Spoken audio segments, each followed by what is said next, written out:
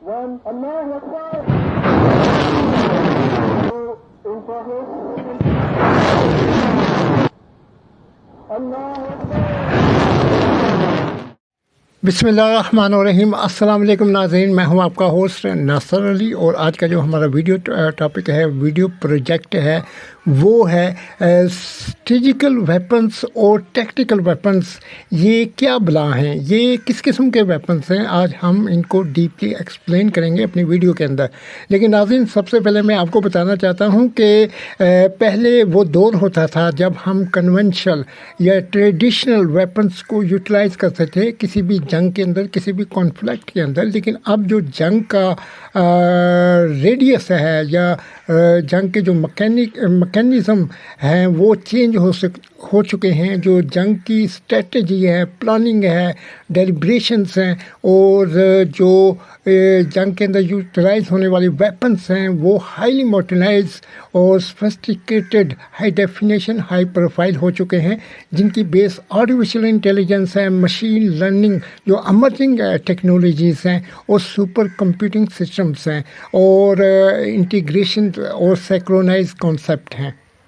अब जो जंग है वो एयरक्राफ्ट से भी आगे जा चुकी है। अब जंग तोपखाना या फिर जो अपना टैंक हैं या फिर जो पैदल फौज है उसका जो कॉन्सेप्ट है वो आस्ता आस्ता स्लोली रिड्यूस होता जा रहा है, कम होता जा रहा है। अब जो जंग है वो मिज़ाइल की जंग है, क्रूज़ मिज़ाइल की जंग है, टैक्टिकल वेपन्स की जंग है, स्ट्रेटेजिकल वेपन्स की जंग है, इंटरकंटिनेंटल जो मिज़ाइल सिस्टम्स हैं, डिलीवरी सिस्टम है, प्रोजेक्टाइल, उनकी जंग है। और जो टैक्टिक्स और डिसेप्शंस या टैक्टिकल वेपन्स की जंग है इंस्टेड ऑफ कन्वेंशनल वेपन्स और ट्रेडिशनल वेपन्स।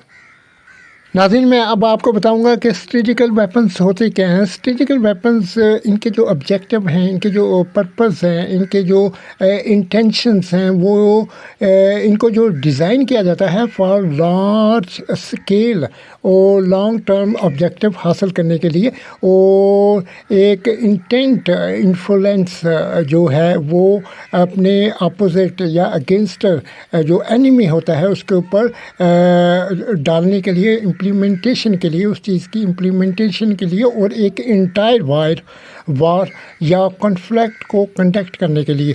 और नाज़रीन, इसके एग्जांपल ऐसे हैं जैसे न्यूक्लियर वेपन्स या nuclear weapon delivery system for long range objective, और इसके अलावा इंटरकंटिनेंटल बैलिस्टिक मिसाइल जिनको हम ICBM कहते हैं। इसके अलावा तीसरे नंबर के ऊपर हम लॉन्ग रेंज बॉम्बर्स, इसकी मिसाल ऐसे ही है जैसे USA के पास जो है इनके B-52 बॉम्बर हैं, एयरक्राफ्ट हैं जो के कॉर्पेटिंग बम्बारमेंट करते हैं किसी भी स्ट्रेटेजिकल ऑब्जेक्टिव या पर्पस या इंटेंशंस को हासिल करने के लिए। स्ट्रेटेजिकल जो वेपन्स होते हैं उनका जो टारगेट स्केल होता है वो लार्ज इंफ्रास्ट्रक्चर को उसकी डिस्ट्रक्शन करना और जो सिविलियन जो सिटीज़ होती हैं पूरे के पूरे शहर को तबाह करना और मिलिट्री बेसिस और न्यूक्लियर साइट को तबाह करना। मतलब ये कि जो स्ट्रेटेजिकल वेपन्स होते हैं वो दोनों तरह के जो टारगेट हैं उनको हिट करते हैं, उनको तबाह करते हैं। उनमें सिविलियन टारगेट होते हैं, इंफ्रास्ट्रक्चर होता है और मिलिट्री इंफ्रास्ट्रक्चर होता है।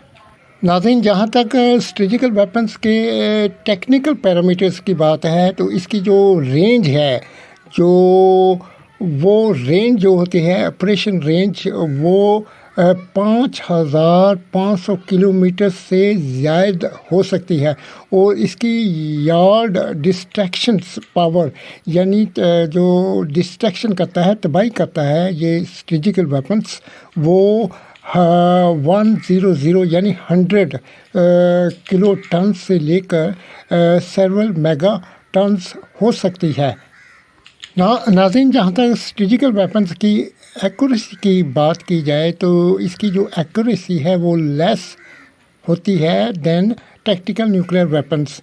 और ये जो स्ट्रेटेजिकल वेपन्स हैं ये GPS को यूटिलाइज़ करते हैं اس کے علاوہ انفراریڈ گائیڈنس سسٹم کو استعمال کرتے ہیں. اس کے علاوہ یہ لیزر گائیڈنس سسٹم کو بھی یوٹیلائز کرتے ہیں.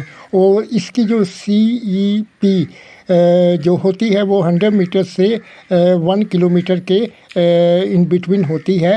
اور لیس دین جو ٹیکٹیکل ویپنس ہے اس سے کم ایکوریسی کے اوپر یہ اپنی جو ڈسٹریکشنس ہیں اس کو کرتے ہیں. ناظرین، ہم اب آپ کو بتائیں گے کہ ٹیکٹیکل ویپنس کیا ہوتے ہیں. ٹیکٹیکل جو ویپنس ہوتے ہیں ان کے جو آبجیکٹو، ان کی جو انٹینشنس اور پرپز ہو سکتے ہیں وہ ہے شارٹ ٹرم آبجیکٹو. اور ٹپیکلی یہ ان بیٹل فیلڈ کے اندر ان کو یوٹیلائز کیا جاتا ہے، ڈیزائن کیا جاتا ہے اس ویپنس کو. اور اس سے انفلوئنس جنریٹ ہوتا ہے دشمن کے اوپر. اور اس کا جو آؤٹ کم ہے وہ اسپیسیفک ملٹری انگیجمنٹ ہوتا ہے. اور rather than an entire conflict, یعنی جو انٹائر کانفلکٹ ہے ایک بڑے پیمانے کے اوپر جو جنگ ہے اس سے کم ہوتا ہے. لیکن اس کے جو مین ٹارگٹ ہوتا ہے وہ ملٹری انفراسٹرکچرز کو اس کی ڈسٹریکشن کرنا ہوتا ہے.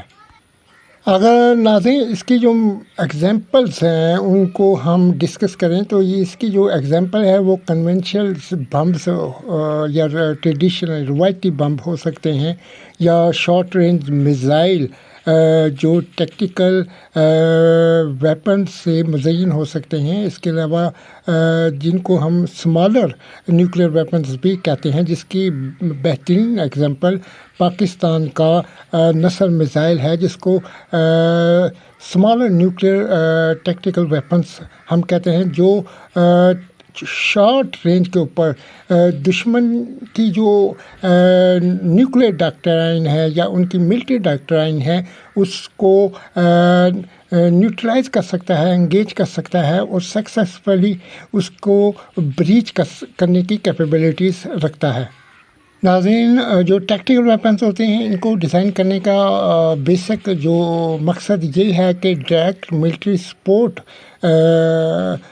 کی جائے. ان کے جو ملٹری کے جو ٹروپ ہوتے ہیں، اس کے علاوہ جو ملٹری کی جو فرنٹ لائن ہوتی ہے اس کو ایک اسپیسیفک ٹارگٹ کو اچیو کرنے کے لیے امیجیٹ اور ڈائریکٹ جو سپورٹ ہوتی ہے وہ دی جاتی ہے، تاکہ دشمن کو کنفیوز کیا جائے، دشمن کی جو بڑھتی ہوئی سرگرمیاں ہیں ان کو ختم کیا جائے، نیوٹرلائز کیا جائے.